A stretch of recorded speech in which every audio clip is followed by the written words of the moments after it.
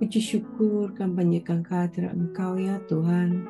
Sungguh Tuhan Yesus, Engkaulah yang menjadi bagian buat kami. Engkau lebih daripada cukup dalam hidup kami.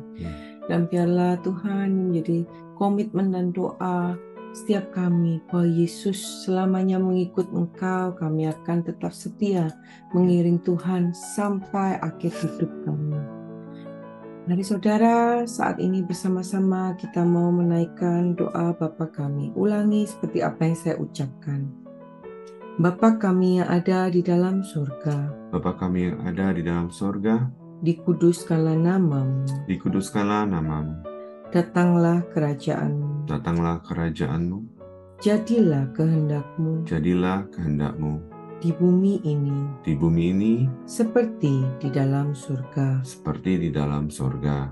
Bapa yang baik, Bapa yang baik, berikanlah kami pada hari ini berikanlah kami pada hari ini rezeki yang menjadi bagian kami rezeki yang menjadi bagian kami secukupnya, cukup untuk memberikan pinjaman kepada banyak bangsa, sedangkan kami sendiri tidak punya pinjaman, cukup untuk menjadi saksi Tuhan, mulai dari Yerusalem, Yudea, Samaria, sampai ke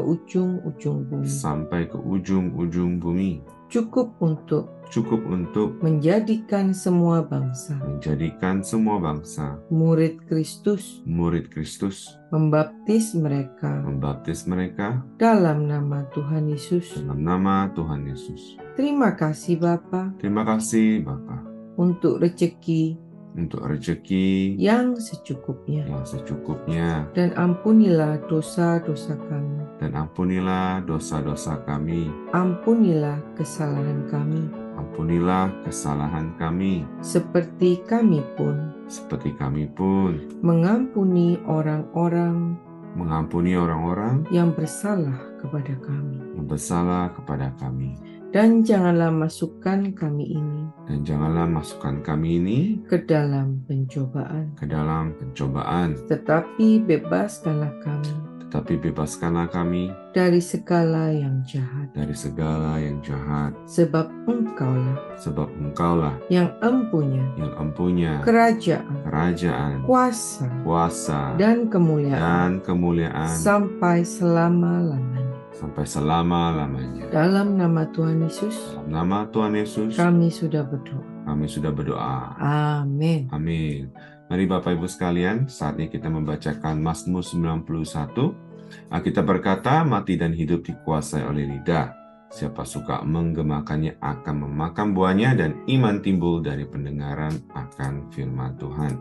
Dalam hitungan ketiga, mari kita baca bersama-sama dengan suara yang kencang. 1, 2, 3. Orang yang duduk dalam lindungan yang maha tinggi dan bermalam dalam naungan yang maha kuasa akan berkata kepada Tuhan, tempat pelindunganku dan kubu pertahananku, Allahku yang kupercayai. Sungguh Tuhanlah yang akan melepaskan aku dari jerat penangkap burung dan dari penyakit sampar yang busuk. Dengan kepaknya Tuhan akan melindungi aku, di bawah sayapnya aku akan berlindung. Kesetiaan Tuhan ialah perisai dan pagar tembok. Amin, amin, amin. Aku tak usah takut terhadap kedahsyatan malam, terhadap panah yang terbang di waktu siang, terhadap penyakit sampar yang berjalan di dalam gelap, terhadap penyakit menular yang mengamuk di waktu petang. Walau 1.000 orang rebah di sisiku dan 10.000 di sebelah kananku, tetapi itu tidak akan menimpa aku. Aku hanya menontonnya dengan mataku sendiri dan melihat pembalasan terhadap orang-orang fasik. Sebab Tuhan ialah tempat pelindunganku, yang maha tinggi telah kubuat tempat perteduhanku. Amin, amin, amin. Malapetaka tidak akan menimpa aku, dan tulah tidak akan mendekat kepada kemahku, sebab malaikat-malaikat Tuhan akan diperintahkan oleh Tuhan kepadaku untuk menjaga aku di segala jalanku. Para malaikat Tuhan akan menatang aku di atas tangannya, supaya kakiku jangan terantuk kepada batu. Singa dan ular tedung akan aku langkahi. Aku akan menginjak anak singa dan ular naga. Sungguh, hatiku melekat kepada Tuhan, maka Tuhan akan meluputkan aku. Tuhan akan membentengi aku, sebab aku mengenal nama Tuhan. Bila aku berseru kepada Tuhan, Tuhan akan menjawab. Tuhan akan menyertai aku dalam kesesakan. Tuhan akan meluputkan aku dan memuliakan aku. Dengan panjang umur akan Tuhan kenyangkan aku, dan akan Tuhan perlihatkan kepadaku keselamatan daripadanya. Amin, amin, amin. Tuhan, kami mengucap syukur untuk pada pagi hari ini dan sore di Indonesia. Kami mengucap syukur karena kami punya Allah yang baik, Gembala yang baik. Tuhan yang mendengarkan doa-doa kami dan yang menjawab doa-doa kami. Tuhan, kami mengucap syukur juga untuk pagi dan sore kami mau mendengar firman-Mu, Tuhan. Urapi Pastor Hana Istati Rahayu yang akan memberitakan kebenaran firman-Mu. Biarlah kami semua di sini, Tuhan, mempersiapkan hati kami, mendengar dengan baik dan menjadi pelaku firman-Mu. Urapi beliau, Tuhan, biarlah apa yang keluar dari mulutnya datang daripada Engkau. Kami siap mendengar firman-Mu, Tuhan. Semua yang siap mendengar firman-Mu, katakan, amin, amin, amin. Salam revival, salam kebangkitan, semangat pagi. Haleluya, hari ini Juli 6, hari Kamis, kita semua akan dilayani kembali oleh Pastor Hana Istati Rahayu. Shalom Ibu James, apa kabarnya? Shalom. Waktu dan tempat kami berikan kepada Ibu James. Silakan Ibu James.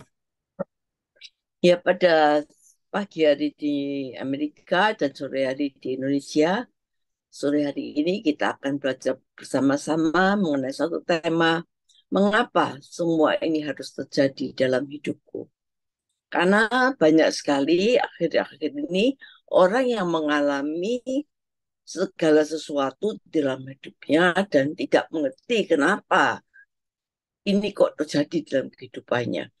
Mazmur 22 ayat 2 berkata, Allahku, Allahku, mengapa engkau meninggalkan aku?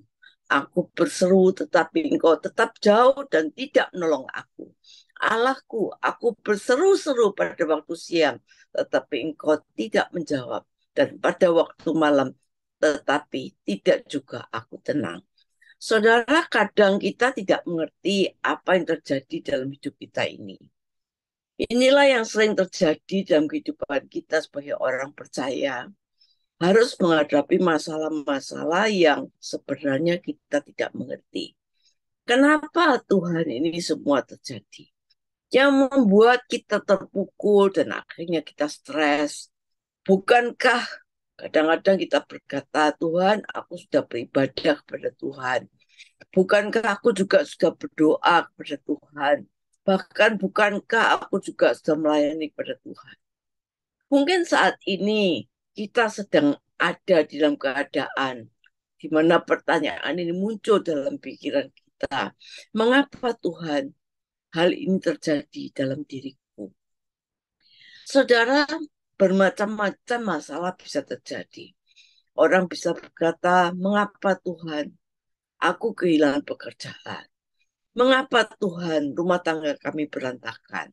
Mengapa Tuhan suami istri rumah tangga kami dalam keadaan kehancuran? Mengapa Tuhan anak istri kami sakit? Mengapa Tuhan di antara kami mengalami kesehatan yang parah? Mengapa Tuhan kita kehilangan orang yang kita kasihi? Mengapa tiba-tiba ada keluarga eufonis yang bisa mematikan? Mengapa anak kita tumbuh seperti rumput liar? Kadang-kadang menyakitkan kita, bisa berontak pada kita. Mengapa anak kita menikah dengan orang yang tidak benar? Dan banyak sekali pertanyaan yang bisa yang timbul dari pertanyaan ini. Mengapa Tuhan? Mengapa Tuhan? Semua itu munculkan pertanyaan mengapa Tuhan itu bisa terjadi. Saudara, kehidupan kita sebagai orang beriman itu tidak pernah lepas dari masalah. Kadang-kadang juga membingungkan kita, membuat kita putus asa.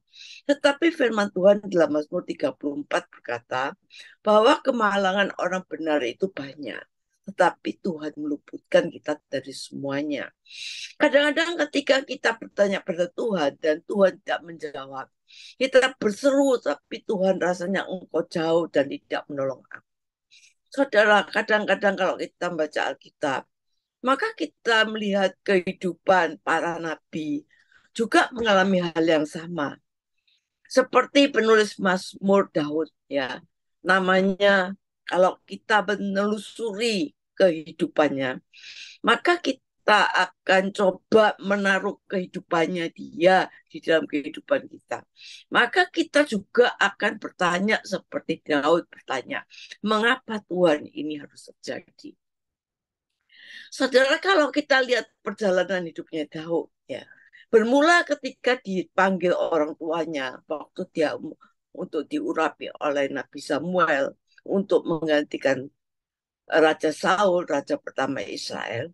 Daud masih remaja pada waktu itu, di mana pekerjaannya sehari-harinya penjaga kambing domba ayahnya. Sehari sebelumnya dia diurapi, dia tidak pernah bermimpi kalau dia akan diurapi menjadi raja. Dan kelak bahwa dia akan tinggal di istana, tidak pernah terpikirkan, saudara. Dia akan menjadi raja yang terpopuler di Israel, tidak pernah terpikirkan, tidak pernah bermimpi menjadi orang yang berkenan di hadapan Tuhan. Dia juga tidak pernah bermimpi. Cita-citanya sederhana, yaitu menjadi pengurus kambing domba milik ayahnya yang sudah dipasrahkan ayahnya kepadanya. Di mana dia setia dengan apa yang ayahnya perintahkan pada dia. Saudara, kalau kita lihat siapa yang memilih Daud menjadi raja? Bukan Daud, saudara. Daud tidak pernah minta untuk dia menjadi raja, tetapi Allah yang memilih Daud. Saudara, setelah dia diurapi raja pada hari itu, maka Daud mengalami saat-saat yang membingungkan. Dia diurapi raja, tapi keesokan harinya dia kembali menjadi pengawan kambing domba ayahnya. Saudara, bagaimana Daud itu bisa masuk istana, saudara? Saudara, Daud masuk istana bukan karena dia dipilih oleh rakyat karena kebesarannya, enggak. Tapi Daud masuk istana karena orang-orang istana itu sedang mencari orang-orang yang bisa main kecapi, yang bisa menenangkan hati Saul, karena jiwa Saul sering dimasuki roh jahat. Jadi bukan Daud masuk istana itu karena kebesarannya, karena dia diurapi jadi raja. Enggak, saudara. Dia masuk istana pertama kali karena ada orang yang mencari orang yang bisa memain kecapi. Waktu Daud dipanggilnya. Tetapi inilah jalan yang sukar diselami oleh Daud, seorang pemain kecapi. Saudara, cerita berlanjut setelah Daud membunuh orang Filistin yang tinggi besar, ya, yang menjadi momok orang Israel. Nama Daud dipuji-puji. Dia menjadi naik daun, namanya dipuji. Wanita-wanita berkata, kalau Saul menyerang beribu-ribu, mengalahkan beribu-ribu, Daud mengalahkan belasan. Saudara, perkataan-perkataan ini, saudara, sampailah di telinga Saul. Dan mulai saat itu, Saul membenci Daud. Dan dia memerintahkan di mana Daud berada, harus dikejar dan dibunuhnya. Sejak saat itu Daud menjadi musuh negara nomor 1. Hidupnya dikejar kemana dia ada. Saudara, belasan tahun hidup Daud. Dari pelarian, dari gurun ke gurun, dari goa ke goa, hidup dalam kesepian, hidup dalam ketakutan, terancam bahaya, kelaparan, sampai saking takutnya dia pura-pura gila. Kalau saudara dan saya menjadi Daud, apakah kita tidak tanya sama Tuhan? Kenapa Tuhan kau pilih aku? Kenapa Tuhan ini terjadi dalam hidupku? Saudara, mungkin bagi Daud dia lebih suka untuk menjadi pengembala kambing domba milik anaknya. Kalau kita menjadi Daud, kita juga akan bertanya demikian. Saudara, satu kali orang Filistin mengepung orang Israel. Tentara mereka ketakutan dan orang Filistin begitu banyak. Termasuk Raja Saul mulai ketakutan dan akhirnya dia bunuh diri dan mati. Di saat seperti itulah Daud muncul kembali mengalahkan orang Filistin dengan kekuasaan Tuhan. Singkat kata, Daud akhirnya menjadi raja, dihormati orang Israel, diberi hikmat oleh Tuhan, diberi kuasa oleh Tuhan, sehingga Daud menjadi orang yang berkenan di hadapan Tuhan. Apakah pada saat itu kehidupan Daud menjadi happy ending? Tidak, saudara.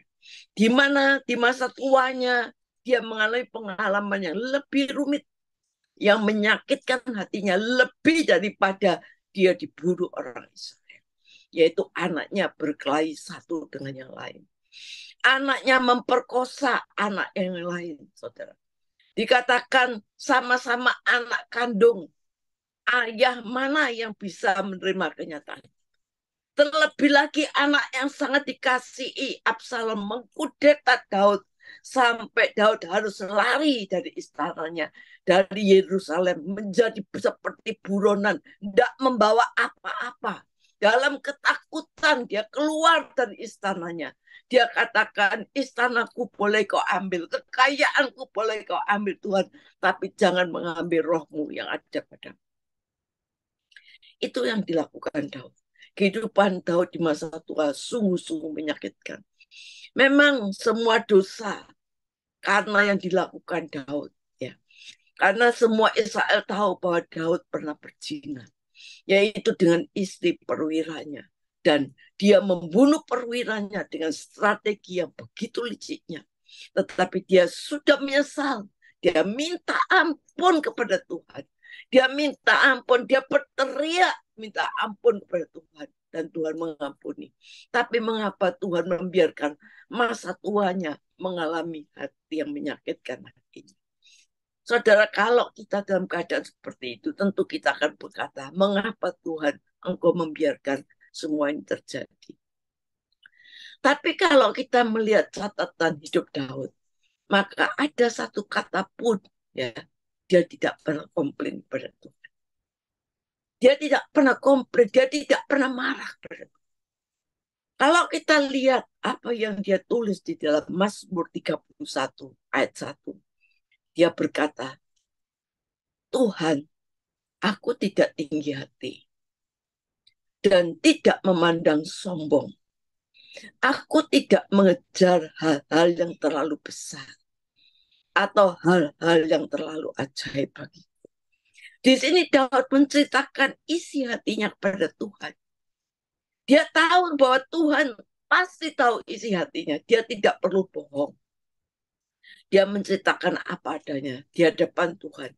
Dia berkata, dia tidak sombong. Dia tidak tinggi hati.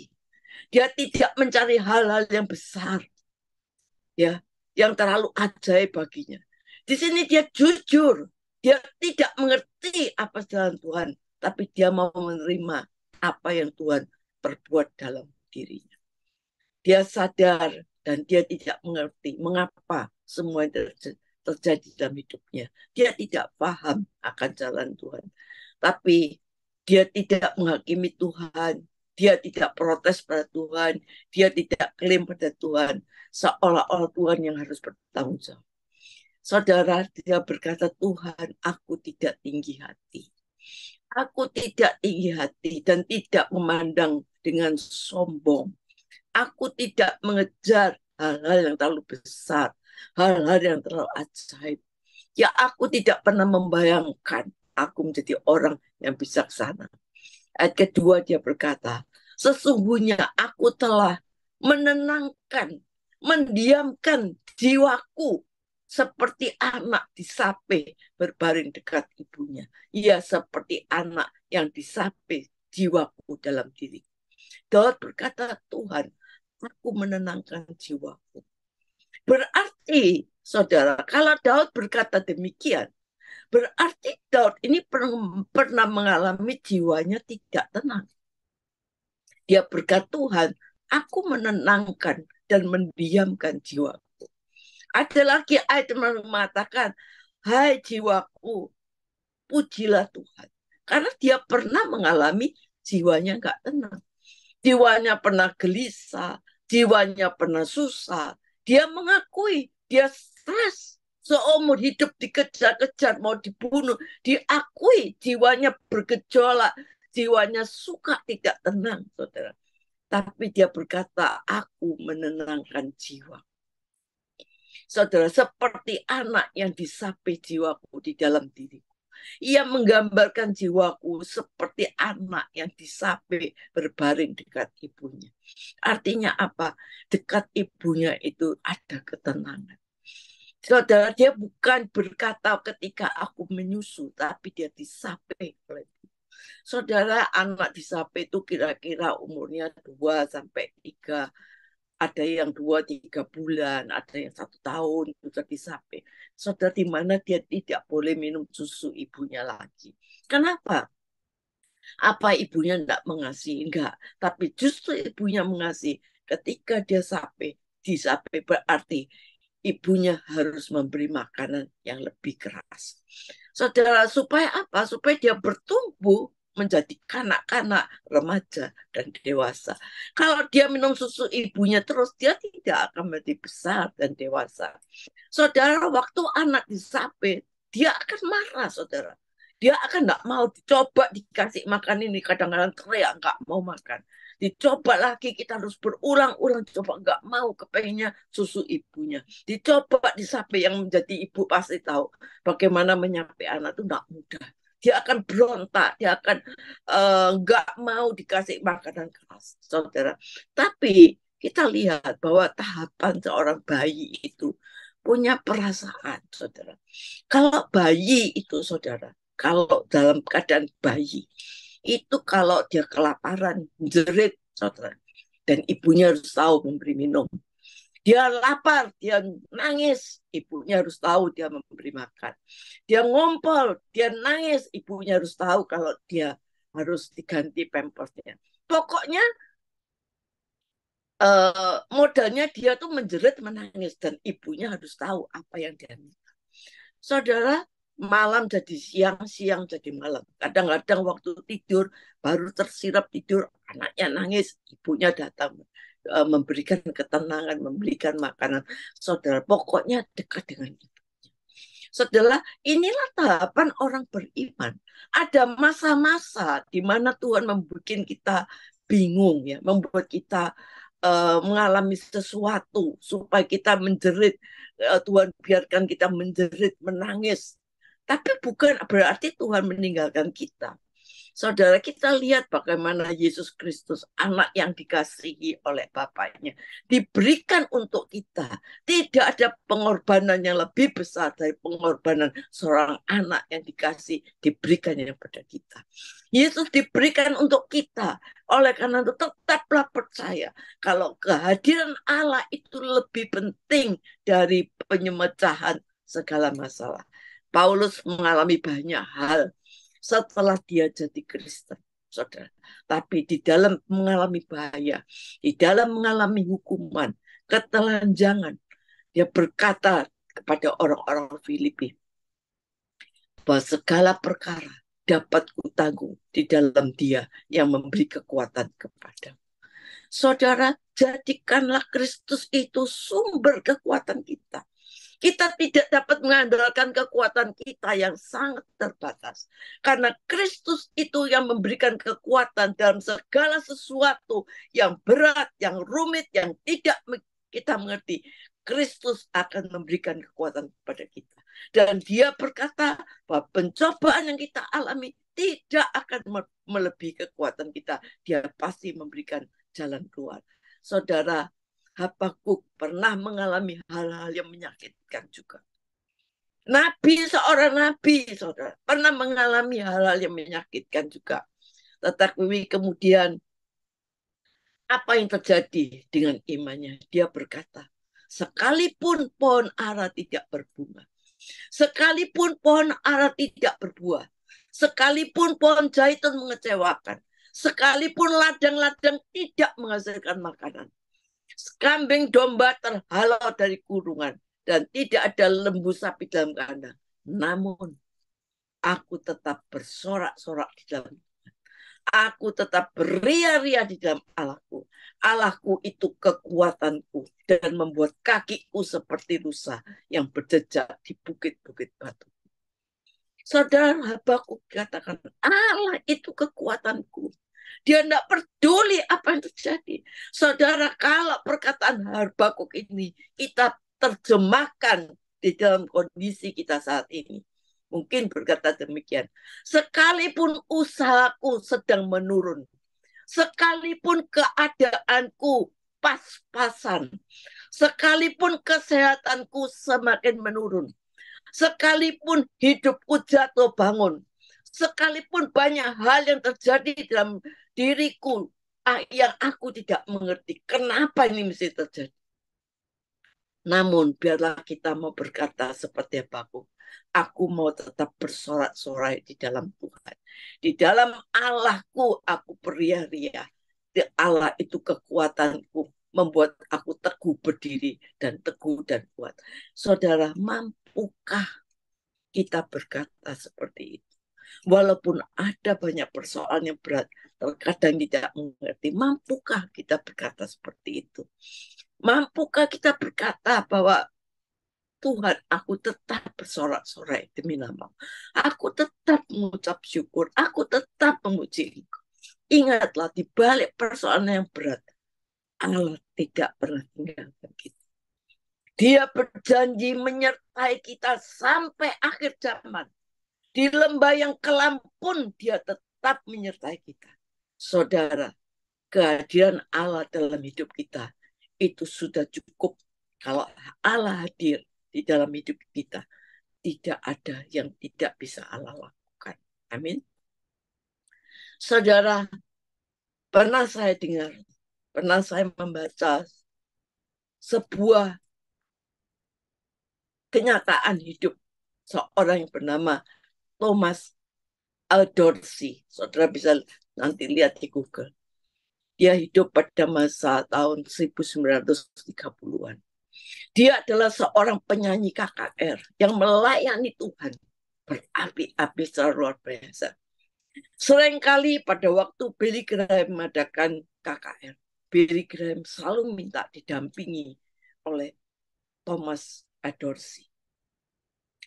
Saudara, suatu kali dia diundang KKR Billy Graham, saudara, di tempat namanya St. Louis.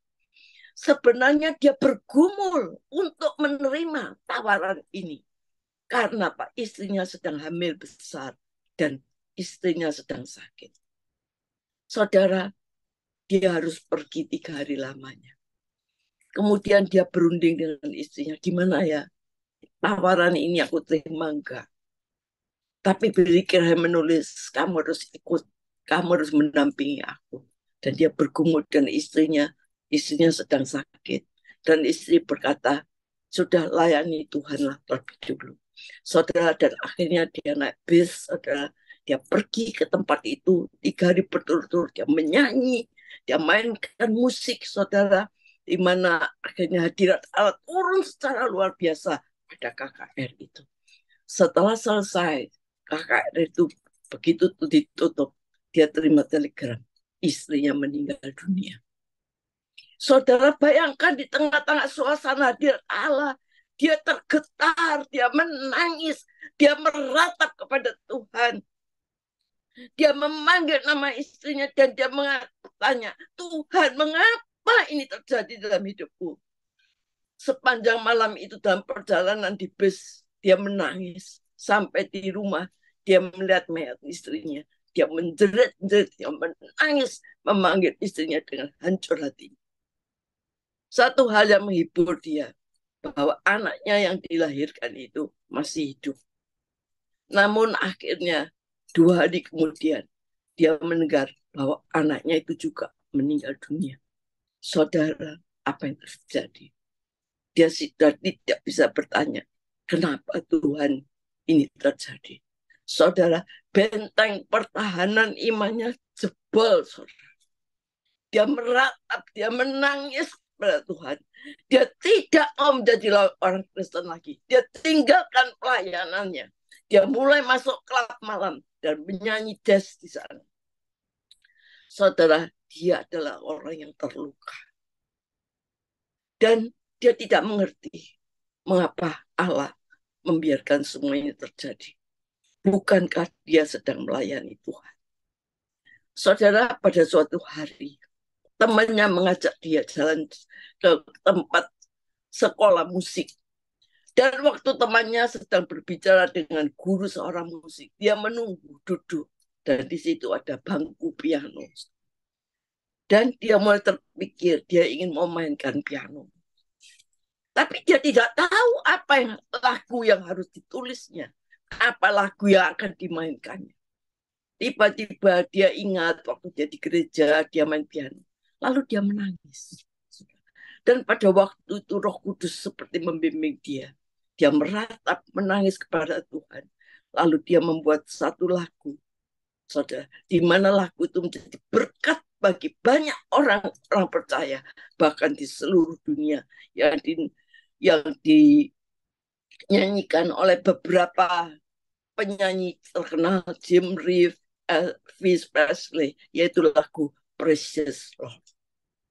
Di lagu itu dia mengatakan bahwa di dalam keadaan dia tidak ada harapan. Di keadaan yang dia gelap, Tuhan bimbinglah aku. Isi pada lagunya itu. Saudara kamu lihat, nanti lihat di YouTube bagaimana lagu itu sungguh-sungguh ketika saya mendengar lagu itu, saya menangis, saudara. Saudara, sembari dia mengulang-ulang lagu itu, saudara, dia tulis kata-katanya, dia tulis lagu itu, saudara. Roh Kudus memberikan pada dia.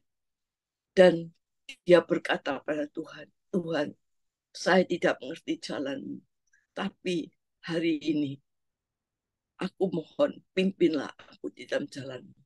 Dan dia mulai lagi melayani Tuhan. Sampai umur 94 dia meninggal dunia.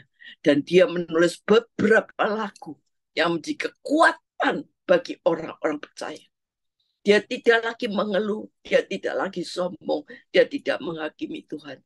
Tapi dia berkata, Tuhan, aku melakukan apa yang Tuhan mau.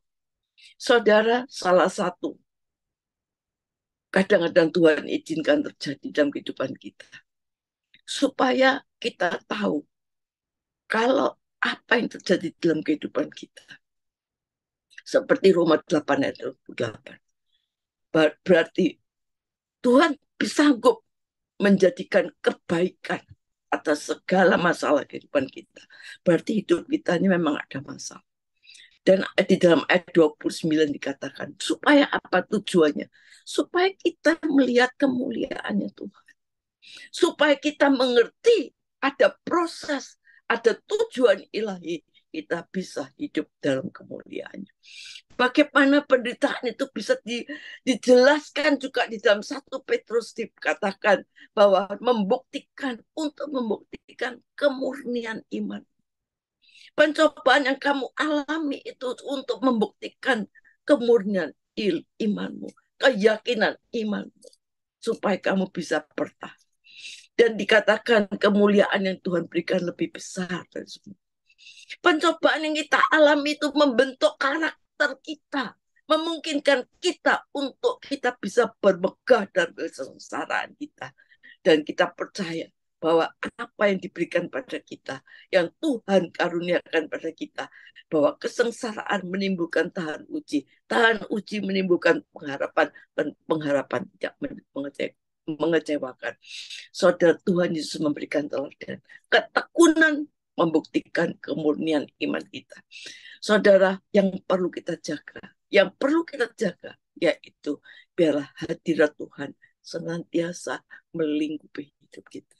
Kalau hadirat Tuhan melingkupi hidup kita, kita percaya apapun yang terjadi dalam kehidupan kita, kita tetap bersyukur.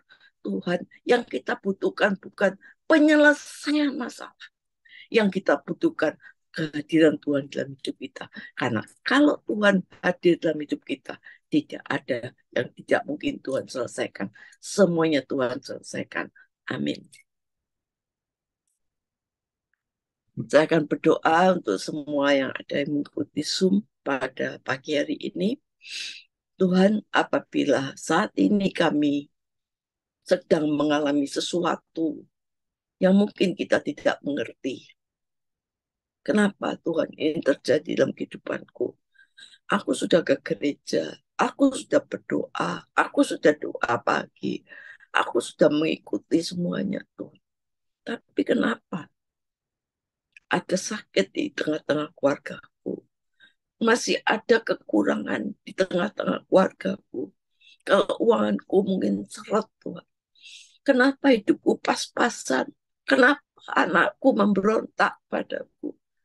Tuhan, saat ini kami mau percaya. Kami mau undang Tuhan hidup dalam kehidupan kami. Kami mau kehadiran Tuhan menjadi kekuatan kami dalam segala kalanya.